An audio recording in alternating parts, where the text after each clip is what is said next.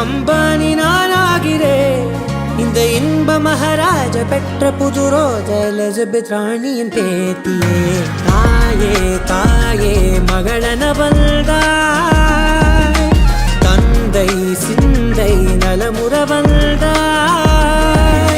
நீயே லோகம் என்று ஆனாய் பெண்ணே, என்னை ஆளும் தெய்வம் நீதான் கண்ணே. பெற்றது நானா இல்லை உன் மகனே நானம்மா. தாயே தாயே மகளன வந்தாய், தந்தை சிந்தை நலமுற வந்தாய்.